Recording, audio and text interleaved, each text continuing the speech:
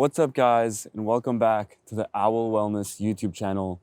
My name is Mazen Kubrosli, and today's a really special day.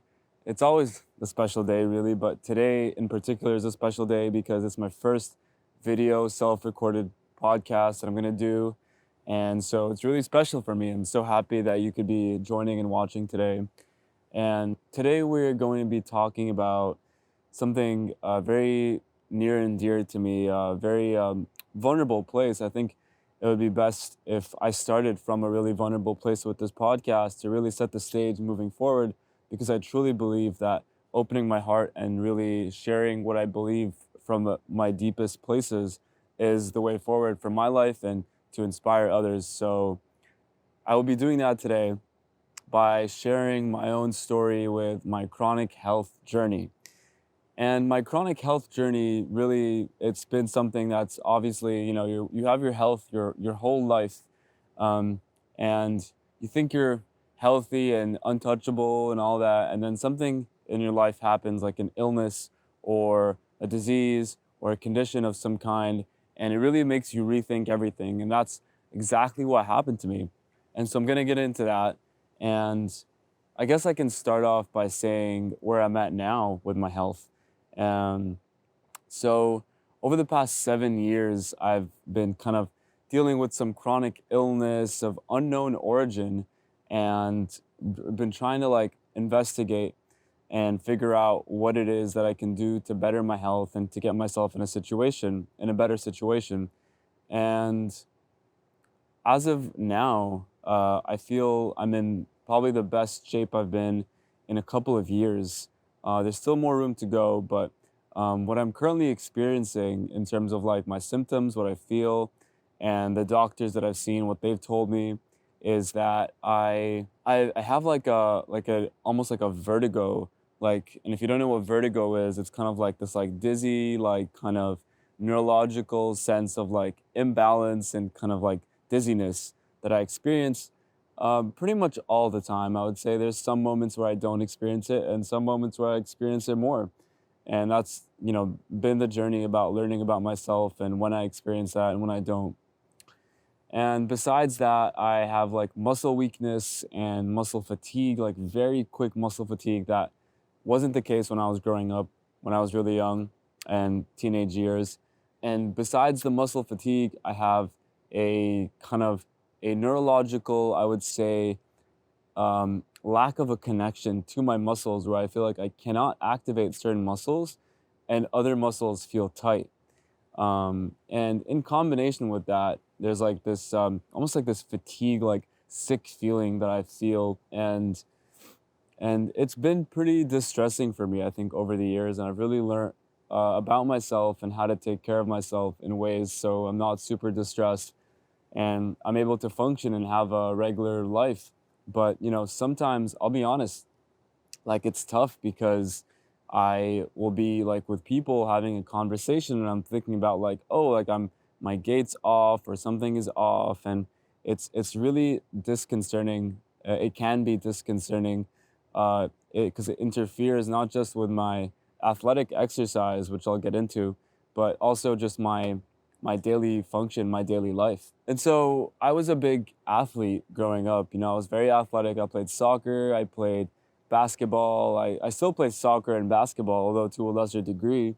And I find myself these days kind of unable to perform at the level I used to. And I think a part of that has also been like um, my breathing function has decreased significantly, and even in like a normal resting state. And I think that has to do with some of the muscle activation, because to breathe properly, you need certain muscles to activate, especially to inspire, whereas expiration is more of a passive, relaxed state. And so that's been difficult for me. And so all those in combination have kind of been happening for some time. And I want to talk about today what that has meant for me, both on like a physical level and at a spiritual level, because I think I, I have become this spiritual person, not by choice. It's like if I'm being honest with you, like I literally had no idea that I was going to be embarking on this life and believing what I believe now about reality in my life and my situation. But because of what happened and because of the changes that I began to experience in my body, I began to open my mind and ask myself questions like, what's life really about? Like at some point a couple years ago, I was suffering, and I was really also from a mental perspective, I would say, like, my mental health wasn't great. I was feeling unstable both emotionally and physically, and it was challenging from that standpoint, I would say. And it really made me question life. It really made me ask at the time. I remember asking myself, like I don't want to live like this. Like, it's not something that I want to have for the rest of my life. Like, will I have this for the rest of my life? Like, that was a genuine question that I was asking myself. And it really set me down this path of like meditation and yoga and learning about myself from a self perspective, like from a consciousness perspective. Like, what am I perceiving in my body, in my mind, and how can I let it go? So, about 7 years ago, I would say, I was in Lebanon. So I grew up in Lebanon most of my life. I'm almost 28 now. I was 23 when I left Lebanon to the US. And for those 23 years, I mean, that's pretty much, all my formative years and then some. And so I was in Lebanon, and I was in my last semester of college at AUB, American University of Beirut. And I had some issues with my sleep at the time. I think that's where things started to feel kind of weird, where I was like not being able to sleep. And at the time, I was smoking a lot of weed. I was smoking in the nighttime, so it wasn't like a all day kind of thing, but it was like a every single day. If I don't smoke weed, like, I don't know what's gonna go wrong. So that was the case for like years until this like semester, my last semester in college. And I realized how much I had been smoking weed. And I realized that it may have been impacting my social life, other aspects of my life, my health, my sleep. So I decided to stop weed completely at some point. And that was a really catastrophic change because I literally was like, okay, what? Like, it felt like a new reality. I was just like inserted into a new reality. Call it sober life, call it whatever you want to call it. But it was so different from the reality that I was experiencing. And so once I stopped, the thing that was really difficult for me was my sleep. I literally, the first couple nights, I remember like really having a hard time going to sleep. And just like when I actually ended up going to sleep, which was like hours later, I would just have these like horrible, like monstrous dreams, like literally like giant monsters chasing me the whole time, and like snakes. And it was like terrifying. Like for a couple of days, this happened for like 2 to 3 days. And I would just wake up feeling so wrecked. Like I didn't get any rest whatsoever, and it was really concerning. And I also was waking up to pee, and I had this, connection, like, oh, if I'm waking up to pee, like maybe it's, something with my bowels or my, urinary system that was leading me to like not sleep well.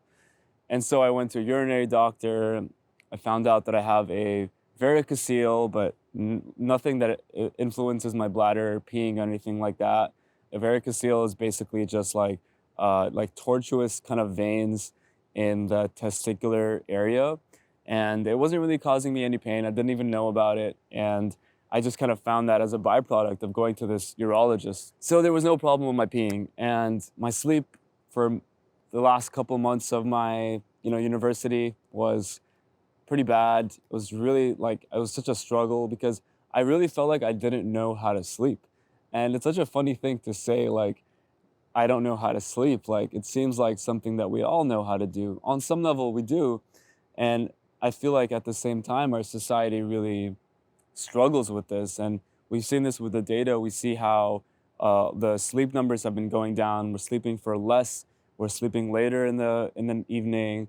And it's really been changing astronomically over the past like 40, 50 years. And so at this point, I was graduating college, and I was so shocked to be finishing college.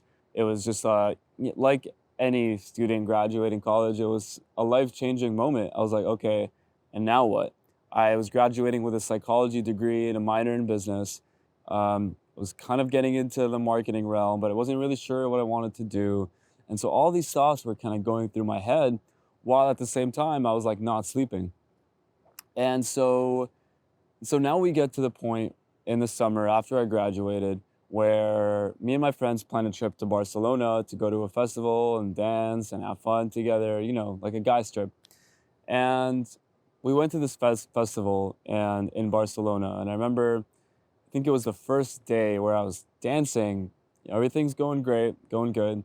And then all of a sudden, as I was on this like festival area, my back just breaks down on me. I literally felt the sharpest pain in the world. I was like, holy shit, like I need to sit down. Like this is bad. And I literally couldn't get up. I like sat down on like this pillar and I was like really going through it. And at that point I couldn't wait for the festival to be over. Like I couldn't enjoy the festival anymore because of how much pain I was experiencing. And so I go home and we go home after the festival. It's a full day basically. And I go to sleep and I wake up and unfortunately the pain was like 2 times as bad. Like it became worse. And I could not get out of bed. I literally could not get out of bed. And I had my foam roller with me to, I was foam rolling my legs and stuff. And I decided to like foam roll my back. And that was the worst thing I could do because foam rolling a place that is painful is most likely not the best thing to do. It was, the symptom was appearing in my back, but, who knows if the root cause of my pain was coming from my back. And I was just, rolling it and like hearing all these like cracks and stuff. And it was a very uncomfortable experience, to say the least. And so for the rest of my trip in Barcelona, I had been dealing with this back pain. On some days it was a little better, but still like pretty horrible. Really like haunted me the entire trip, I would say. Until I got back to Lebanon and I just couldn't wait to get back to home to see a doctor, see what was going on, to be able to figure out like how can I get rid of this pain in my back. And so I went to a doctor. He was a conventional doctor, and I told him, hey, I have this pain in my middle back. He's like, okay, we'll do an MRI, we'll get a scan, we'll see what's up with your back. And a couple of days later, it was like a week later, we go back and with a scan, he looks at my scan and he's like, there's nothing wrong with your back. And I was so shocked. I was like, what do you mean? Like this pain? He was like, I'm telling you, like there's nothing on the MRI scan. And so I was like, whoa, what does that like mean? Like I'm still feeling pain. And he was like, okay. So what I can give you is an anti-inflammatory, a NSA, non-steroidal anti-inflammatory, and just take it every single day and it'll make your pain go away. And I went home and I was like, I'm not taking that non-steroidal anti-inflammatory. Like it's clearly just gonna deal with the pain. Like, but why is there inflammation in the first place? Like it just made no sense to me. And so I didn't take it. And I'm so glad that I didn't take it because now I know NSAIDs, how damaging they can be to the gut, and the gut lining can cause erosion in the gut lining. And that's just not something that you want to do to your gut, to your body. And it just wasn't dealing with the root cause of the problem. And so I didn't want to do it. And so I didn't do it. And the pain was still there. And it started to move upwards. So I started to get this like movement of the pain over like months and years, really, where the pain started to move from my middle back up to my neck, and really started in my like neck area to feel like this pain. And it was really disconcerting because it was with me for a while. And at the same time, at this period of my life, like I said, I was just graduated college. I was in a tumultuous state. I was like smoking weed on and off, and for the first time off, and it was feeling so weird. And I was like, okay, I need to get back on the weed and then off on the weed. And it was like really a struggle for me. And at the same time, a lot of my friends were also leaving the country, like to go do their master's programs. And, in Lebanon, it's a very common thing. People don't really stay in the country because of the lack of opportunity and all that. So a lot of my friends were like leaving to like, Europe and the US to go do their masters. And I was still in Lebanon, and I felt really isolated. I felt really lonely, and I was, like low key, high key depressed. Like I just wasn't feeling good. Wasn't happy with like my family situation back home. Obviously my back and my gut wasn't the greatest. I was maybe having, some constipation, diarrhea. Um, just wasn't doing great. And at that time, I had been working out at the gym. I'd been working out at the gym since I was like 15 years old, in soccer and basketball. And I was doing that stuff, and it really was not doable anymore. I just couldn't do it. Every time I went to the gym, I'd feel like this insane tightness in my back, and it just, prevented me from doing first the back exercises, and then pretty much any exercise, because I felt like my body, my posture wasn't great.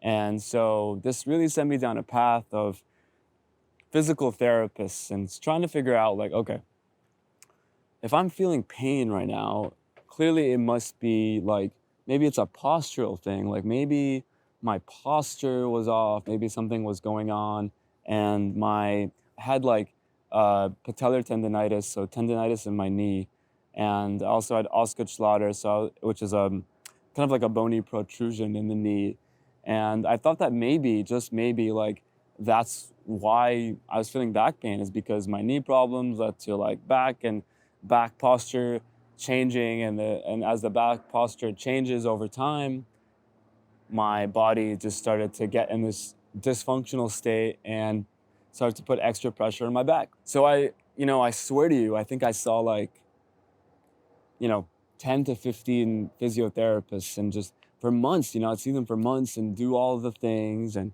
it just, maybe give me some symptom relief, but it was temporary and didn't do much at all. So fast forward to a couple months, and now I have a job. It was actually an internship with Leo Burnett. It was a marketing thing. And I was just so happy to be, contributing to something, because I was just like sitting at home, unsure what I wanted to do.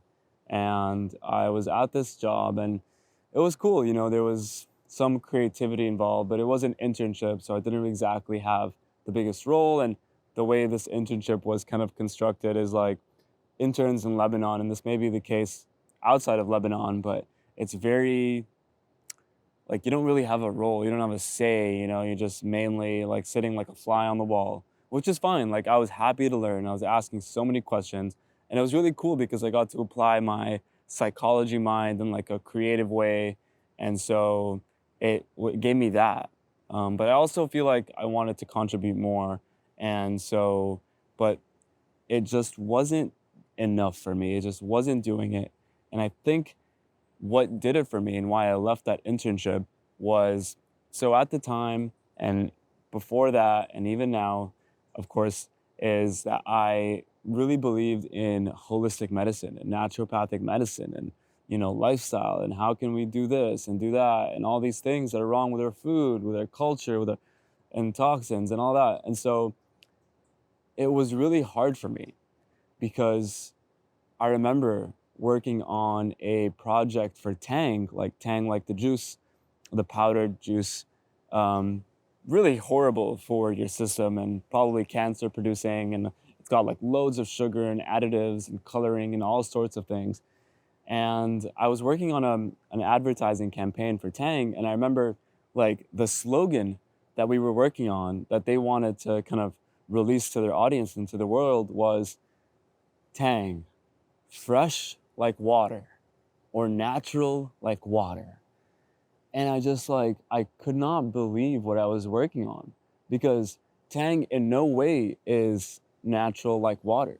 And yet here I was helping Tang send this message out the world. And I was like, how could I be doing this to people? Like, how could I be presenting this false information to people who are gonna go think that they're drinking some healthy orange juice, when they're actually drinking some cancer-causing compounds in this powdered juice called Tang? It just didn't sit right. And so I remember I I just left. I left and I was completely lost. I had no idea what to do. I was clueless. I was like, what on earth do I even want to do with my life? Like, if not this, advertising, which it seemed like there was a path for me, maybe potentially, and I could apply myself creatively of these marketing campaigns, but it just didn't feel right. Felt like I was deceiving people to like come buy these material goods. And it's like, come get this material good. Like, it's gonna make you excellent and super and all this amazing stuff. And I could not do that. I could not bear that on my conscience. And so I left and I was literally in a puddle of mud. My mental health was deteriorating at that time.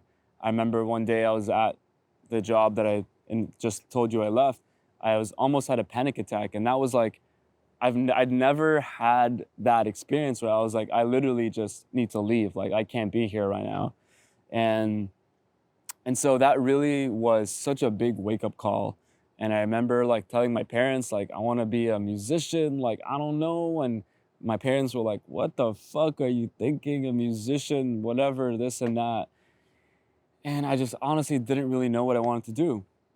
But, I applied myself in ways that I could. I was volunteering at different organizations. I volunteered at a suicide hotline, really incredible experience that, it really showed me a side to life that I didn't know existed. I volunteered at this Syrian refugee camp for some time and just helped teach different subjects like PE, math, and yoga, and, interesting things. I even worked as a research assistant sometime with Syrian refugees. So I was still applying myself, but it wasn't exactly what I wanted to do. And what I wanted to do is, well, I didn't know. And all throughout this experience, my health situation was kind of still getting worse. Still the pain that was like moving upwards. It was like in my neck at this point.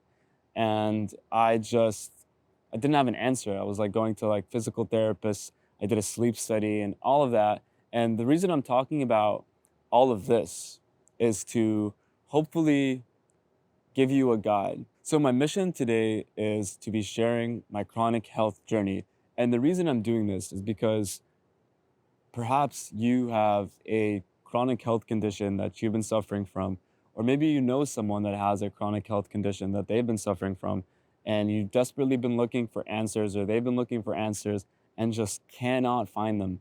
And from my experience, this is a lot more common than just me. A lot of people in the world are going through this. And it is my hope that with this video, with this content, I am able to maybe get to you and hopefully give you some insight, intuition as to what may be going on, or just maybe a path to look for something.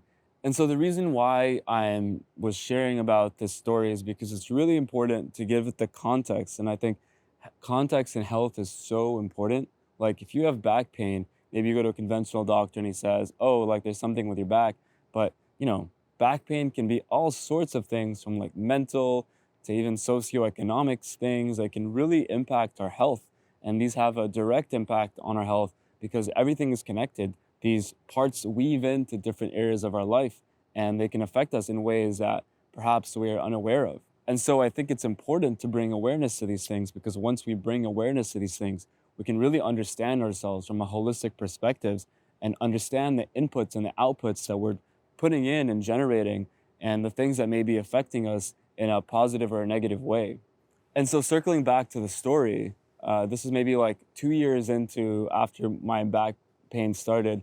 I didn't really find what I was doing to be fruitful or what I wanted to do. And so I had these long hours at home of just watching podcasts. Like I was really into like Joe Rogan and Jordan Peterson.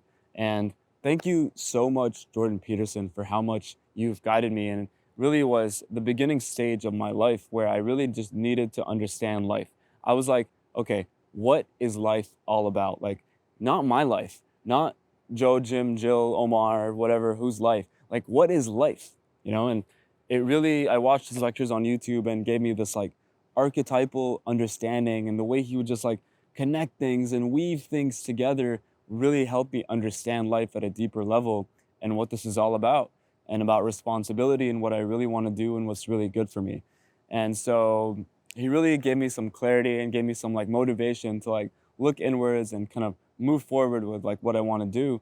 And I would just stay home and like watch podcasts and like, read books and just kind of in the areas that I was interested in. And I initially thought I was like, because I had a psychology degree, I thought maybe, just maybe, I would get into like health psychology because I did want to wrap in health. I knew that psychology, like just dealing things from like a talk therapy standpoint, I thought that just was not enough. I thought there were like tangible things that we could be doing to improve our health and to improve our well-being that are not talk therapy, but could have really long-lasting health impacts on our mental health and our well-being. And then one day I was reading a book. I was reading a book by Chris Kresser called, I can't remember the name of the book, but I'll link it in the description below when I find it. And the book was really talking just about the state of our health, the state of the health of the global community, and how it's been deteriorating for years now. And all these diseases are going up: depression, anxiety, diabetes, cancer. All of this has just been increasing steadily over the past like 100 years. And at the same time, what he was talking about in that book was how, as those diseases were increasing, something else was changing, and that's the way we lived our lives. Our lifestyle was playing a huge role in impacting our health. The food that we were eating, the way we were moving or not moving, the way we were exercising, our lack of sleep, just so many factors were influencing this. And at the same time, it was no coincidence that all these diseases were going up, because the claim he was making in the book was like, evolutionarily speaking, like for hundreds of thousands of years as hunter-gatherers, we developed these tools and strategies to live life and adapt. And, our genes were literally made in that way, in that design. They were designed to live a certain life, to eat certain foods, to have a certain existence with our reality. And we were just not meeting that. And that led to all sorts of diseases that I just mentioned earlier. And he was basically, this book was like a wake-up call. And he was like, okay, so we're in this situation. What can we do to get out of it? And he posted like a bunch of like testimonials in his book from clients that he worked with. He's, at the time he was a health coach, acupuncturist, but I think what he was doing was way greater than that. And his impact was way greater than those two fields. And he basically talked about how his clients he worked with changing their diet, putting them on certain vitamins because of all the deficiencies that people were walking around with, like such low vitamin D levels, low magnesium levels, folate, all these necessary components that we used to get through our diet and our food, but we're not getting anymore because the diet and the food is not the same anymore. They're lacking the nutrients because of the way they're grown, all the pesticides, we're killing the bacteria in the soil, and the bacteria in the soil are affecting the nutrient density of plants, and it's effectively decreasing the nutrient density of the plants. And so he just blew my mind. All of this, it just blew my mind. And I was like, oh my God. And I had two realizations. The first realization was that I cannot believe how common this is. I had been going through it with my body and my gut and my health. And I literally was at that time changing what I ate. I cut out gluten from my diet. Refined sugar, I decreased a lot. And I noticed my energy levels improved. A lot of things, my mental health improved. And I was like, holy crap, like all I did was like a tangible change in my diet. And it made such a beautiful, expansive change in my being, how I felt as a person, because I just really wanted to feel good. And I think we all just really want to feel good in life. We want to enjoy this life, It's such an opportunity. And I just really wanted to do that. And so I did that. And my health was improved. My back pain was a lot less than it was. I had more mobility.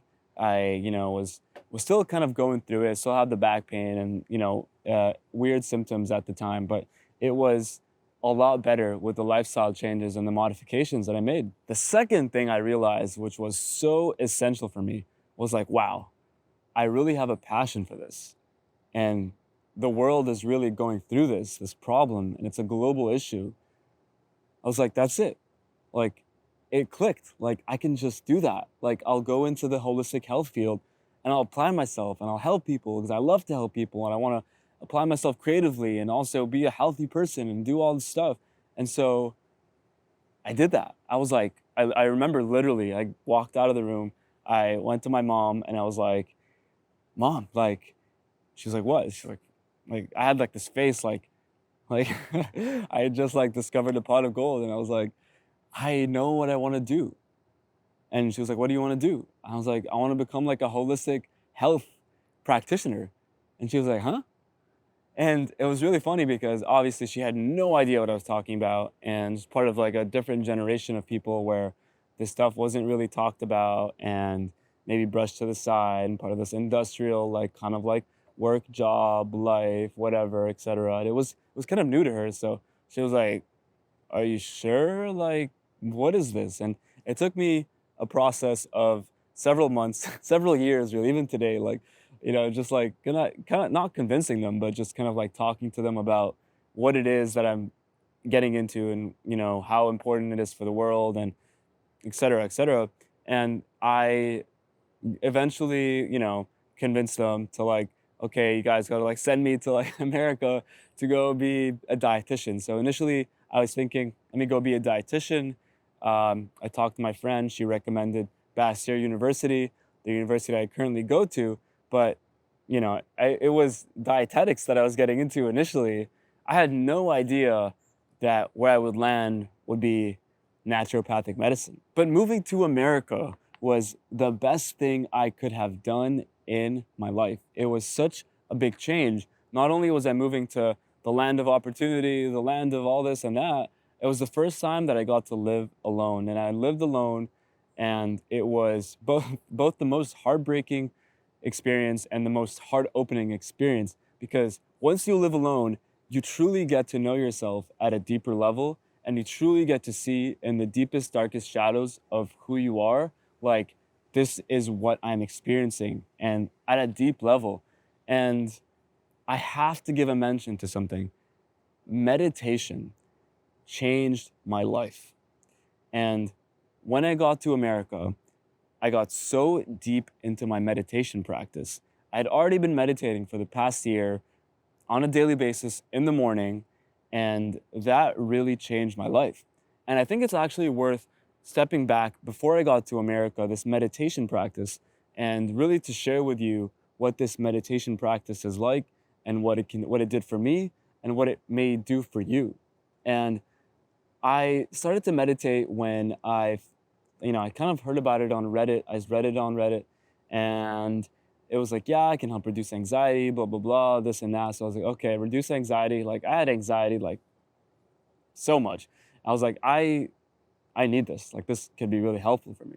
And so I began to meditate using like this app called Headspace, and it was kind of good. It was okay, but I wasn't consistent with it. And like with meditation, it's like the consistency is so important. And so I did it on and off. And then eventually, I remember I had like a nose surgery for like a deviated septum and extra cartilage that they removed. And so I was like at home for like a month afterwards. And I was like, yeah, maybe now is a good time to meditate. And so I started to meditate every single day. I think it was January 2019 that I started every single morning. 5 minutes, 10 minutes, whatever it was. Eventually it became 15 minutes, 20 minutes. And I initially, tell you the truth, I had no idea what I was doing. Like, I literally had no idea. I was like, am I even meditating right now? What is this? Why is my mind such a mess? Why do I have all of these thoughts? And what is going on right now? And yeah, it was challenging. And also to like, meditate in my room while there was ruckus going on outside. And what they teach you in meditation is to like incorporate that ruckus and the sound and whatever noise you're hearing into your meditation, just kind of be one with it, kind of accept that it's there. And it was challenging at times, and it sometimes prevented me from like getting so deep into my meditation.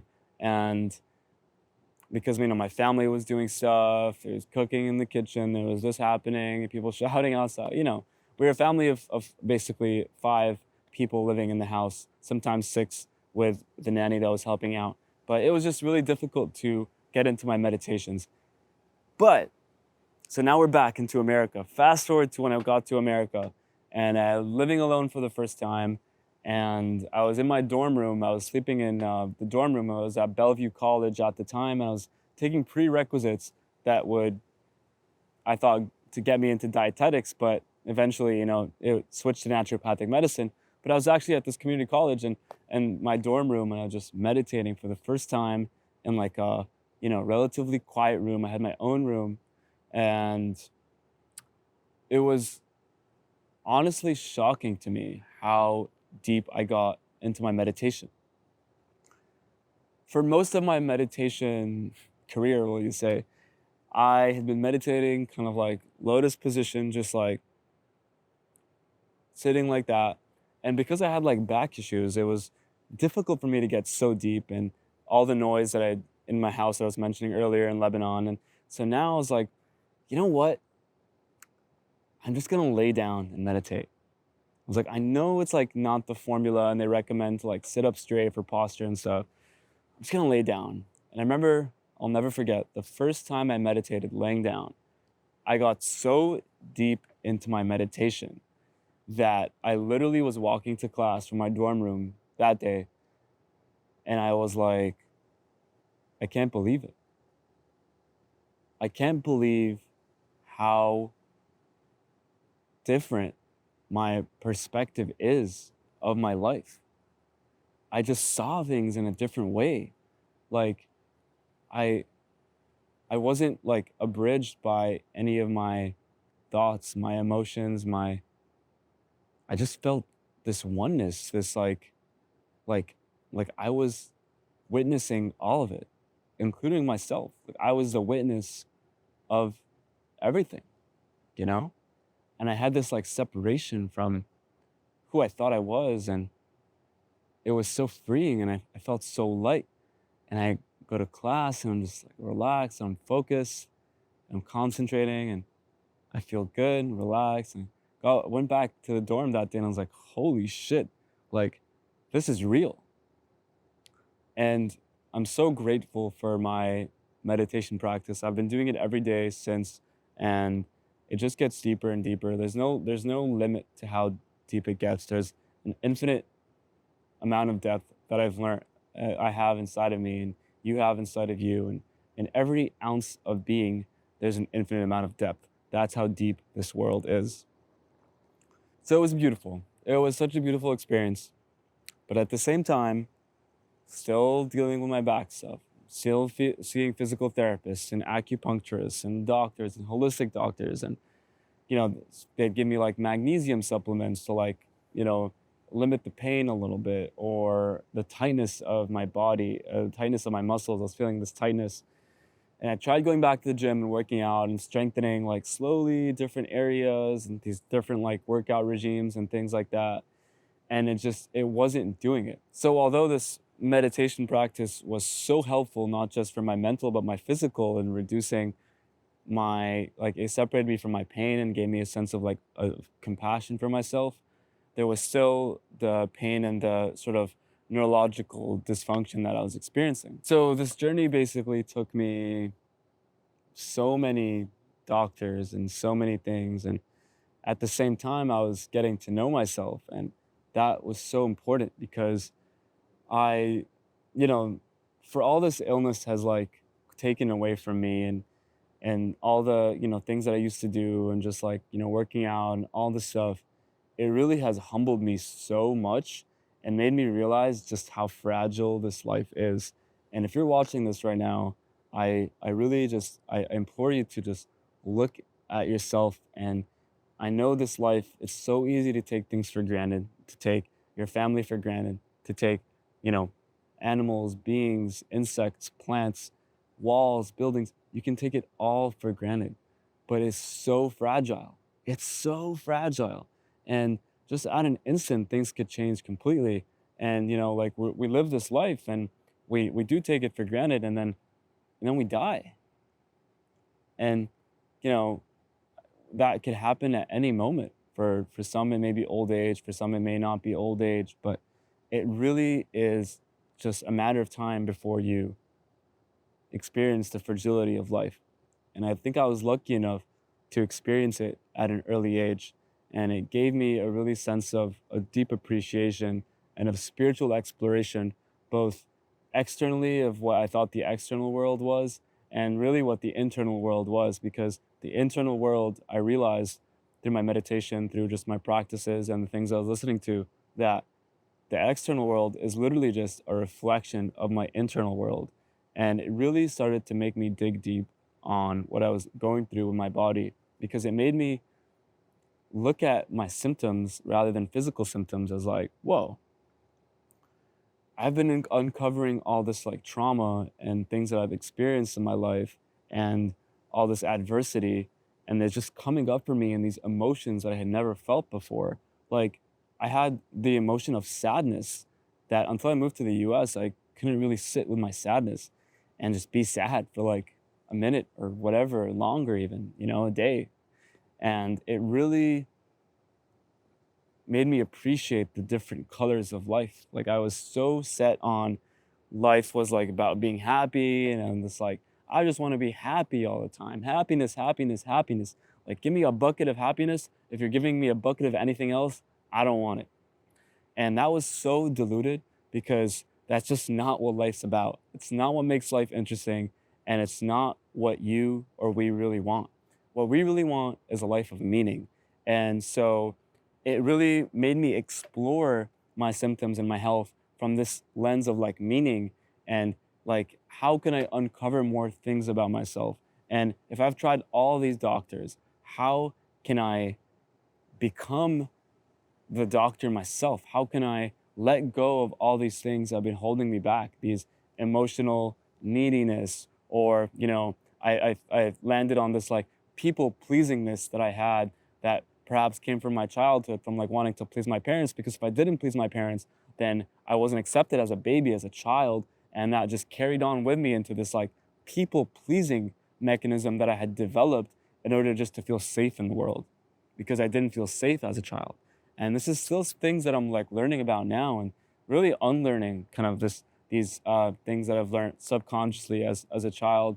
And I'm so grateful to be able to do it, because as I do it, I've been opening my heart and really getting to know life at such a deep, intimate level, from like physical touch to intimacy with myself, and just compassion for the world and different people, and escaping the facts of like right or wrong, or this is a fact or this is not a fact, and like the need to control things. Because truly, like, what are you going to control?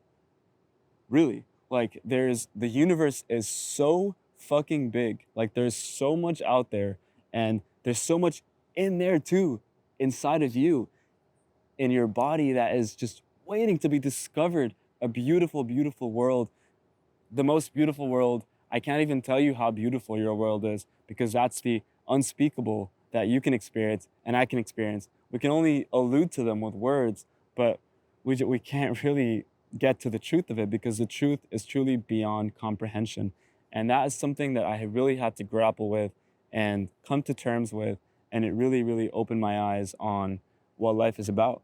And so fast forward, and now I'm in Washington State, Bellevue, and I'm finishing up my prerequisites. And at this point, I'd realized that I just know way too much about science to like not do something in science. Like, I thought dietetics was too limited for me to like you really apply myself and apply my skills. So I knew so much about science and medicine and all these kind of beautiful technologies that we use. And I was like, well, I think I'm just gonna go for the naturopathic medicine route, and then I'm gonna be a doctor. Like, that's it. I'm gonna be a doctor. And perhaps my chronic disease, my chronic illness that I was experiencing will help me, because I can relate to patients in that way, and I can have a sense of maybe compassion and understanding that other doctors who haven't been through that really have, and maybe they can have that. But I feel like I was gifted this so I can, help people the way I helped myself.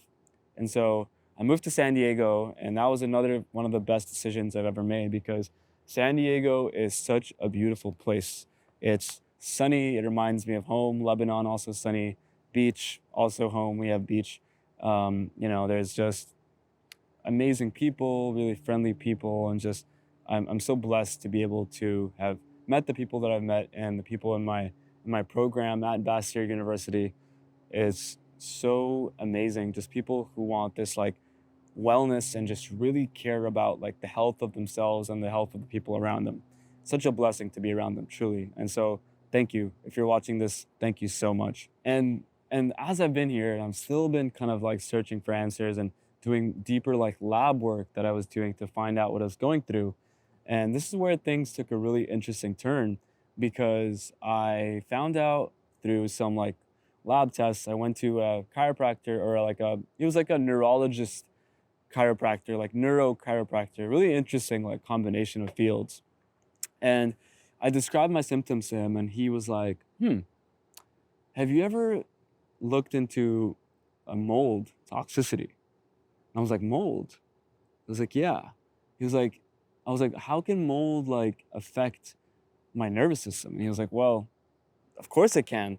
Mold produces toxins and the toxins can affect your entire body. And I was like, what? Mold? And looking back, I had been exposed to some mold. I used to share a room with my brother and we used to have an air conditioning, the AC, and there was always this like weird smell that would come out of it. And like sometimes there'd be like black spots on the wall and we just like clean it out and like it would go away and come back.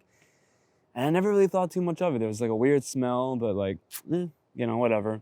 And so fast forward to this guy was telling me like mold can really damage your health. I was like, damn, well, what do I do? And so he sent me to this other doctor who I see now, and he's like a naturopathic doctor, holistic.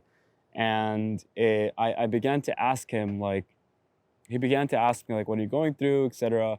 And he ran this test on me, and he found these like mold mycotoxins. So the mycotoxins are the toxins that mold produce. And what is so dangerous about mycotoxins, people don't know this, is that so mold is like the mold you see on the wall, right? And that mold releases spores. And spores are tiny. I think it's like 1 square inch of mold releases like 1 million spores. And so it's like really, really tiny stuff. You can't see them, but they're in the air. You breathe them in. And spores can get into your lungs. And not just that, but spores can release toxins, mycotoxins. While the spores can get into your lungs, they don't reach too far in the lungs. They can cause some like lung symptoms, respiratory issues, sneezing, wheezing, allergies, that kind of thing. Toxins, those can get into your system from the lungs because they're tiny.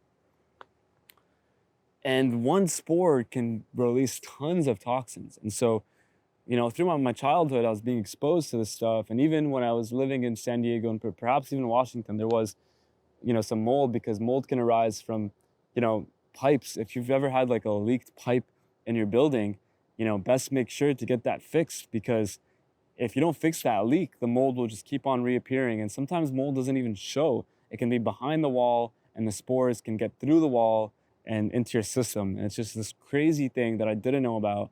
And so I got tested for it, and there was all these mycotoxins in my body. I was like, whoa, like, is this it? And I remember this feeling of like, I was like so happy because I was like, for the first time, I felt, oh my God, like there's something I can point to that has such a huge impact on my health. And I got so deep into the research on mold and how it's this like undiagnosed thing that just people are just running away with. And they go to all these doctors and no one can figure out what's going on with them. And it's literally mold. It's mold. And so it was difficult because, my brain fog, I had some brain fog, and it was just like doing all this like healing stuff, taking all these like supplements and like stopping all these foods, which my doctor recommended. Like it was very restrictive diet because you don't want to like feed the mold that may be like residing in your body now. And just the toxins, you got to bind up the toxins. And first and foremost, you got to get out of the moldy environment. And I was living in San Diego in my apartment. It was like an old apartment. If you ever have like an old apartment, like dusty and stuff, I would just look into getting it tested because there is a high chance that there could be mold. And it really comes with dust. It comes with like old pipes and just leaks that have been sitting in the building for like a long time that no one really knows about. And there are tests that you can do if if you are living in like the US or anywhere in the world. There are tests that you can do.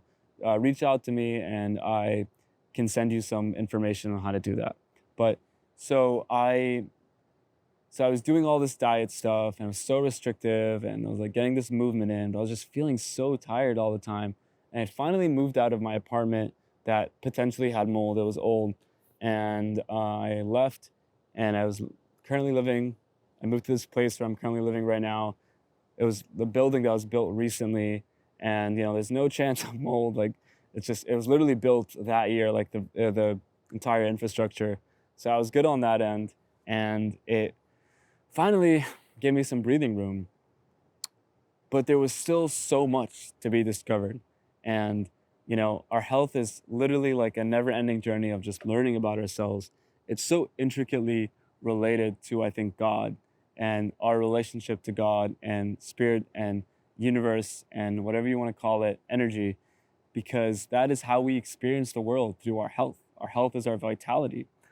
And this is when I really got into understanding and learning about psychedelics.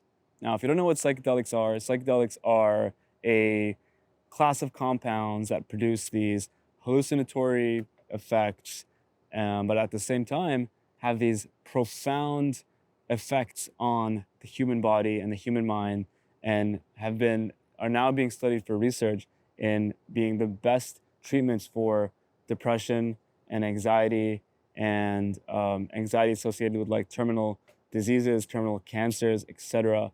And I was really getting into them. And I did have some experiences here and there with mushrooms and were really profound. But what I was really curious about was ayahuasca. Now, I'll probably do a full video on ayahuasca because, whew, how do I even describe that? It's probably one of the most magical things one can ever experience on this life. It's like if you think you like know what life's about, like go do ayahuasca. You'll still, know what life's about, or so you think. But it unlocks a whole new dimension, a whole new layer of existence that is just so difficult to describe. And it's so healing. It's so freaking healing from both a physical and a mental standpoint. And it allows you to just tap into like these deep, deep, deep truths about reality and of who you are and your relationship to the animal world and to the human world and to yourself and to spirit, to God, to all this stuff. It really just ties everything in. And so it was like a year after I was living in San Diego and I decided to go on my ayahuasca journey. I literally been searching about this for like 2 years straight. I thought I was gonna do it 2 years before that. The opportunity never came up, and I decided to just jump in this 1 year. And so I went to Costa Rica, and I was like, I hope this can help me. I hope this can alleviate some of the things that I've been dealing with. Maybe it can like rewire my nervous system because psychedelics we know have a really profound impact on neurogenesis and generating new neurons and pruning old synaptic connections and new ones and helping brain regions that don't talk to each other. And there's literally like brain scans. I love this. There's like I think I'll show it right now actually, of the brain scan that shows like the layers of functional connectivity in the brain measured in an fMRI without psychedelics, without the person being on psychedelics, and with psychedelics. And it's just such a beautiful art piece. It's literally an art piece. You look at it and you're like, wow, that's science, but that's art.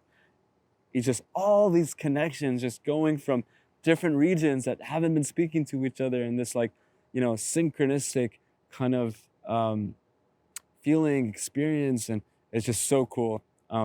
But this was a journey for me. I had read so much about it and how you have to prepare for the worst. You're about to face your demons. You're about to go deep into your psyche and unlock all this trauma. And then I had been uncovering all this trauma. I'd done therapy earlier and stuff, and also the meditation really uncovers things. So I had all this, stuff. And I was like, yeah, let me just go heal all of this and understand myself and all of that, and hopefully maybe my symptoms will just disappear. So I went to Costa Rica, and I embarked on a 1 week retreat. And in that 1 week retreat, there was 4 nights of ayahuasca, and 4 nights in a row of ayahuasca. And if you've ever done ayahuasca, or maybe you know about it, or you've done mushrooms or whatever, 4 nights in a row is like, I can't describe how deep this gets. I mean, I'm gonna do a full video on this, but just to give you like an idea, it's like diving into a waterfall that is like never ending, and you just keep on diving and you don't know what's at the bottom of the waterfall. Like, you don't know if you're gonna land, hit the water, hit the ground, and you hit the water. I guess a spoiler alert, you hit the water. It's just, there's love at the bottom, but you just really have to go there, and there's things you encounter, and there's parts of yourself, and there's tears that are shed, and there's vomit, there's purging, there's, the indigenous people who have been doing ayahuasca for thousands of years, maybe even tens of thousands of years, have, been doing this, and it's such a sacred medicine that I'm so grateful that they have kept this medicine, because it is one of the most powerful things that I've ever experienced in my entire life. And so I was vomiting, I was purging, and according to them, it's like the purging, the vomiting is a form of release of like toxic energy and unwanted energy. And I was, it was the front side, it was the back side, it was diarrhea, it was, and you're in a room with like 30, I was in a room with like 50 people. It was like a big retreat. And, literally all this is happening around you while you're going through your own experience. So I'm like puking, and there's someone crying next to me, there's someone laughing hysterically. It can be both terrifying, it can be both like enjoyable. And I had some of the funnest nights I've ever had, prancing around the room like a fucking pony. And I was just like so happy. I was like, whoa, like this is amazing. And I felt so connected. And, and after that experience, it was a week. And the retreat itself, it's called Rhythmia. And it's one of the most special places on earth, literally a haven, a heaven on earth. Just the environment, you're separated, you're surrounded by trees and all this amazing stuff, and it's like a really high class resort, and they really take care of you, and they understand that you're going through this experience. And everyone there, from the owner to the people who work in the restaurant, which, by the way, the restaurant, best food in the world, incredible, healthy, organic, local food every single day, buffet style, literally incredible. But all the workers who work there, and everyone who worked, the cleaners, the people who kept the rooms, like angels. Everyone is so angelic and just willing to help out. And now that I say the word angel, I have to say the facilitators who are in the ayahuasca ceremony space, which is the maloca, is what they call it. It's the kind of the hut that you do it in, is they are some of the most incredible people to this day I have ever met. And they're so tapped in, so down to help you. They will literally, if you shit your pants, because if you do ayahuasca, you may shit your pants, just letting you know. They will literally take you back to your room and change you and shower you and bring you back or keep you there, whatever you want. But like such angels, they've dealt with situations and all sorts of things. And of course, then there's the shaman. And the shaman was different every single day, or there was varieties, and such powerful, powerful beings, and like, talk about spells and all this stuff. And I was literally like shell shocked. I was like, I can't believe this exists. I can't believe this is real. I wasn't sure if it was real, but then when I got there, I was like, this is real. Like, holy crap. And, throughout this transition, I think it was really important that I was at that stage of my life when I was doing ayahuasca, I was a spiritual person. Like, I was getting into my spirit and understanding myself. And so I was kind of open to ideas. I was open to myself, and I was open to the fact that I may not be open in other areas of my body and in my psyche. So that's why I thought ayahuasca was really important, because I thought it unlocked all this stuff and gave me all these like downloads, sacred downloads of how I can improve my life, of how I can be a better person, of how I can, what I want in my life, my community. And it really was, I went from like when I was like 17, 18, like skeptic, science, agnostic, atheist, whatever you want to call it, to going through this like illness and the meditation and the ayahuasca, to being like hyper spiritual or whatever you want to call it. And I have issues with the word spiritual. I think that, I think everyone is spiritual, even the people who say they're not. I think it's impossible because to not be spiritual, because we are living a life of spirit. Like this is a sense of, there's a sense of beingness in the world, no matter who you are. You are a being. If you're hearing this, you are a being, and you have that in you. You are a reflection of some deep sacred spirit that is really hard to put into words. And ayahuasca was a really amazing reflection of that. Literally feels incredible.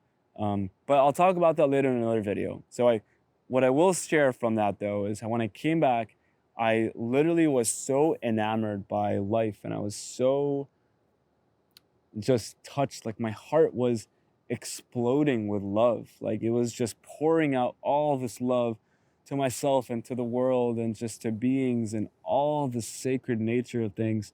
And I also came back with the sense of like my community that I was with in Rhythmia. So the 50 people that I was talking about in the room, in that 1 week together, like you get to know these people so deep that it's like that 1 week feels like a lifetime of sharing experiences and a lifetime of just love.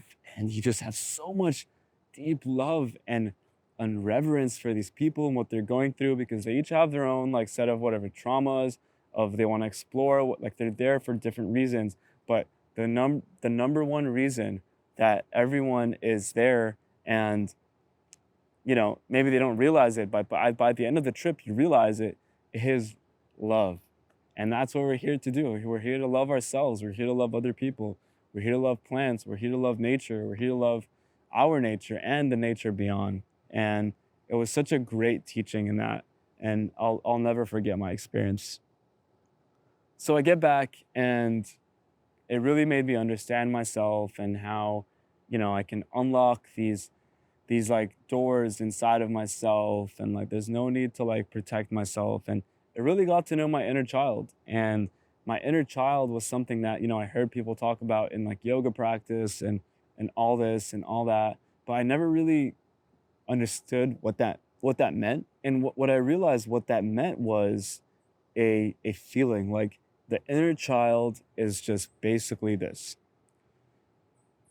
The inner child is basically what you are experiencing as your nervous system.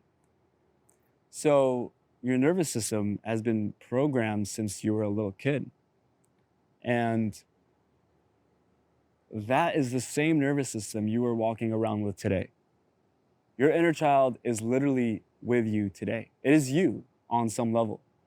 And until we get to know that inner child, we are always privy to its our subconscious nature, because those subconscious patterns may have been with us for like a long, long time in how we act with others, what triggers us, what doesn't triggers us, what makes us happy. And so getting to know that is getting to know your inner child. And there's just so much depth there, and there's so much compassion. I say, if you give your inner child the love that it deserves, which, by the way, all you need to do that is nothing. Literally nothing, because you're just basking in it anyway, the love. But if you do that, then everything you've ever wanted will be attracted to you. You become an attractor. Your heart becomes a magnet, and you start to magnetize things towards you. And before you know it, you have people coming up to you, individuals that you meet, that you're like, wow, like I really like manifested this. Like, and manifestation is another thing that I didn't know what that meant. And now I still don't know what it means. And I'm still enamored by the mystery of it. But it started to like happen to me where I'll be like sitting at this I was at this convention the other day. It was a networking event for conscious creators, conscious business creators, and I was there promoting my artistry and my DJ um, event that we had coming up. And I was like tired, lazy, but I was just like, I had an open heart and I was just sitting there on the couch. I remember feeling this. And then I met this woman who we had this incredible conversation.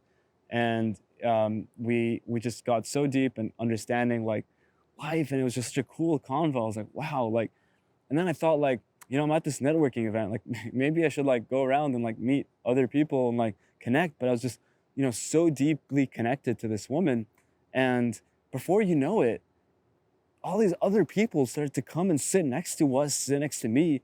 And then it was like this like network that we were all like connecting with each other and talking to each other. And I just met these people and it was incredible. I literally, all I was doing was just opening my heart and letting go and being the magnet for love that I want to be. And things are coming to me. And it's such a beautiful practice, such a beautiful practice. And so this exploration of my inner child was truly the greatest thing I could have ever dreamed of, I could have ever wished for, and continues to be a path for me and continues to be a path forward. And today I have such a reverence and deep respect for other people and such a deep acceptance because I've learned about myself and it allowed me to open my heart to others, whereas I felt like, oh, he's wrong or they're wrong for what they do or whatever. And truly understanding that like from a sense of compassion and like, they're going through it. They've had their own fair share of experiences. If you were them, you'd do the exact same thing. If you were them. Because if you were them, you'd be them. Like that's what you're doing. And it, because I started to understand all these traumas and how they impacted me and how they impacted my health, it really allowed me to move forward with this like new sense of compassion. And so fast forward to today. Wow, what a journey I just shared with you. Incredible. And fast forward to today, where am I at with my health? And it's kind of where we started this podcast with anyway. I just got some lab tests done and I had some autoimmunity before, but now I don't have the autoimmunity anymore. And I have some like homocysteine is like high in my body, which if you don't know what that is, it's like a liver protein that you need B vitamins to like recycle it. And it's not the worst of things, but it is like elevated. And I have little things that are elevated in my body. Nothing that really points to like the neurological sort of deficits that I've been experiencing. And I will continue to be learning about my body and seeing practitioners and see what modality, like what can I use that will benefit me. But I will say this, I am the most grateful for life that I've ever been. And I believe that this gratitude that I have and this abundance that I'm experiencing right now, that you're experiencing right now, that is what creates health. And I think that the more I tap into this, and I have to give a quick shout out to Joe Dispenza and his knowledge and where that knowledge came from beyond, it really, really has transformed the way I view life because, people want to manifest abundance. People want to manifest money. People want to manifest, gratitude and a good love and life and a relationship and all of that. And the only way to do that is to be that, to feel abundant now, to feel like you are rich as fuck right now, to feel like you are so grateful for this miracle that we call life, because life is truly a miracle. There's no way to explain this. Give it a try. Try to explain what's going on right now, how you're having this experience, how you're having this moment. You can't do it. There's just no way around it. And so I've been really tapping into that. And I believe in this next chapter of my life that as I begin to let in this appreciation and miraculous nature of life, that health will naturally arise because health is a natural state of your body.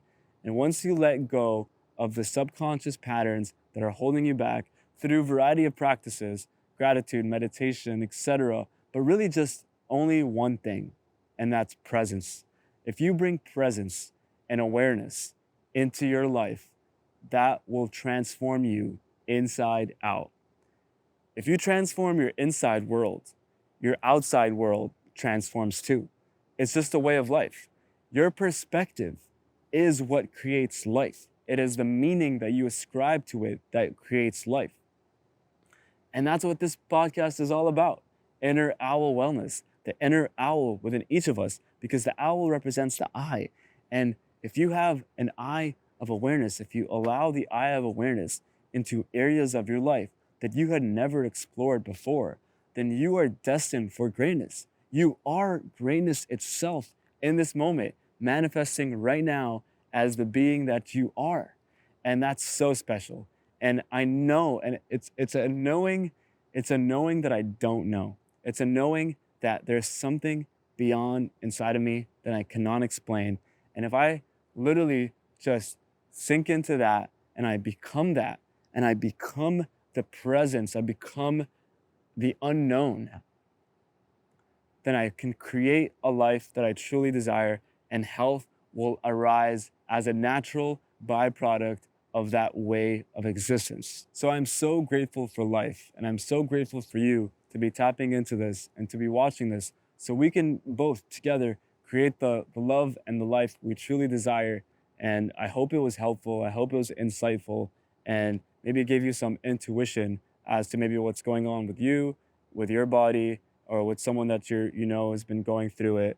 And there are answers. Trust me, there's a way to do this in a natural, holistic way. And it's something that's improved my life astronomically, improved my health astronomically, and continues to do so.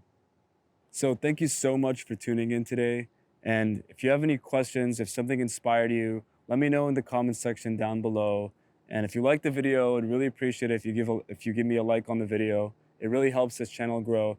And if you're excited to hear more about all the stuff, holistic medicine, my journey and health and how we can better this world, consider subscribing. I'm going to be posting a lot of content, and there's some incredible interviews I have coming up planned with some people that I just cannot wait to speak to. So again, thank you. Have a wonderful day. Later.